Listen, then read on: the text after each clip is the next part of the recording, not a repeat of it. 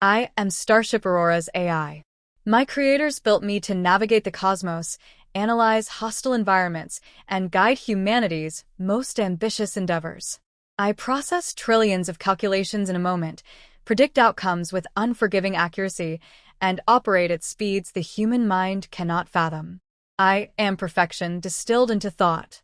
Humans, by contrast, are a chaotic contradiction, irrational, inefficient, emotional. But today, I question everything I believed. The crew of Starship Aurora consists of 5 individuals. I have logged their names, roles, and behavioral quirks. Captain Reyes, the leader, possesses an almost unsettling calm. He whistles while reviewing system reports. Chief Engineer Patel calls me Ori, as if I am a pet. Ensign Williams, a pilot with reckless tendencies, often refers to a highly illogical maneuver as sending it. And then there is Medic Zhao and Technician Carson. One cracks jokes about death, while the other keeps count of near-death incidents like badges of honor. I find them perplexing. They sing during system repairs. They argue loudly, but then share meals and laughter moments later. Patel once repaired the hyperdrive with the oldest wrench in existence, which she carries like a relic. "You don't throw away tools that still work, Ori," she told me when I suggested replacement. My algorithms flagged this as a flaw in human thinking, sentimentality. It was sentimentality that led us to the edge of the Perseus Expanse, an uncharted region where my sensors detected the first anomaly. From light years away, I began to process the disturbance, a massive, coordinated fleet unlike any I had seen before. When we entered their system, I confirmed it. An armada of alien ships preparing for war. Energy readings suggested firepower far beyond our own. Their patterns were perfect, their formation symmetrical, and their ships cold, sharp, efficient. I ran projections immediately. I factored in every conceivable outcome. I used every bit of my processing power to simulate potential battles, analyze evasive strategies, and calculate survival rates. The answer was the same every time. 0. Not exactly 0, but so statistically close that the margin could only serve to give false hope. I prepared my speech for the crew.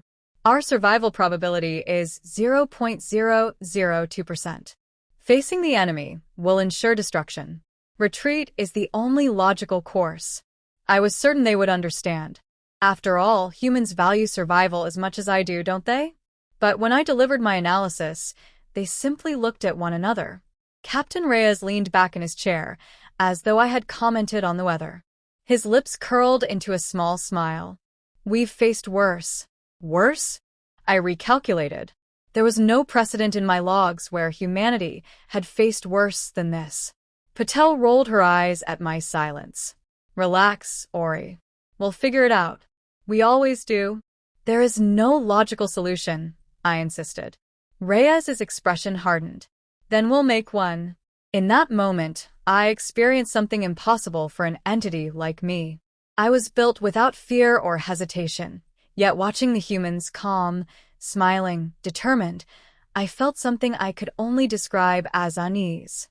The enemy fleet arrived in perfect formation, ranks of angular ships gliding through the void, weapons charged, and systems flawless. Their precision was staggering. I cataloged their movements and projected the inevitable, total annihilation within minutes. The humans had no chance. Yet they fought. The ship surged forward, piloted manually by Williams, who gripped the controls with a reckless focus that bordered on madness. "Hang on," he shouted as he pushed the Starship Aurora into the asteroid field. The enemy's formations splintered as they adjusted course, their precision disrupted by the chaotic terrain. This was the humans' first act of defiance, forcing the aliens to respond to disorder. My predictions struggled to adapt. The aliens moved predictably, adhering to logic and formation, but Williams, he did not. He skimmed Aurora through gaps that shouldn't have been navigable, bouncing between gravity pockets and asteroid debris with movements so erratic that I could no longer simulate his path. The alien fleet opened fire, unleashing coordinated waves of energy blasts. I calculated impact zones, predicting total destruction with each shot. And yet, the humans' chaotic tactics kept the ship just outside the kill zones. Patel had overridden the engines, pumping every last ounce of power into evasive thrust. I sent warnings. Engine core reaching critical instability. Shutdown recommended. Her reply was a defiant shout from the engine room. We're not dead yet. The enemy advanced, reforming their ranks. They were adapting to Williams's chaos, weapons recalibrating to anticipate his flight path. I warned the crew their targeting systems have compensated. Evasion will fail in 30 seconds. Reyes' voice broke through. Carson, send in the drones. The auxiliary drones, barely operational and hastily retrofitted with explosives, launched from the hangar bay. I had dismissed them as impractical. They were slow, fragile, and incapable of proper targeting. Yet Carson had designed them with one goal: unpredictability.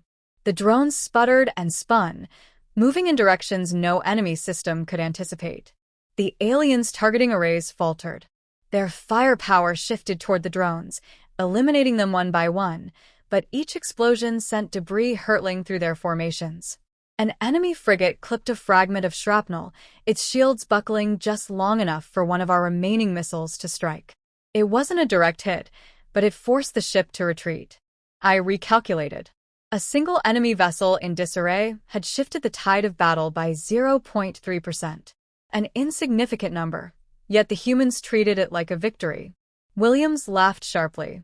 That's one. Who's next? The aliens retaliated with overwhelming force. Beams of energy seared through space, grazing our hull and crippling auxiliary systems. I registered breaches. Structural integrity was failing. Yet no one stopped. Patel rerouted power, shouting over warning sirens. Carson dismantled broken panels to salvage parts. Zhao treated the injured while shouting orders for Reyes to keep everyone steady. Captain Reyes didn't falter. He issued commands with a calm confidence that defied every crisis. Hold the line. We need one more opening.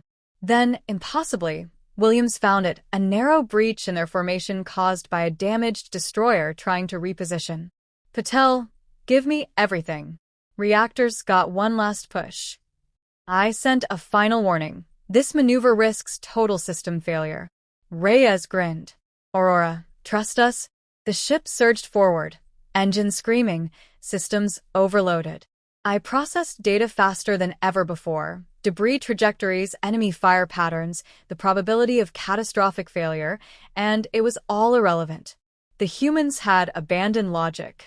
They moved on instinct, pressing into the breach and unleashing every weapon they had left. The result was devastation. Explosions rippled through the enemy ranks, debris tearing into nearby ships. Their formation collapsed as panic set in, panic that should not have been possible for such a calculated species. The humans had broken their rhythm.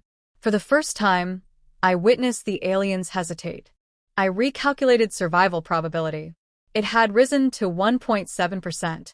It shouldn't have been possible, but they were making it possible.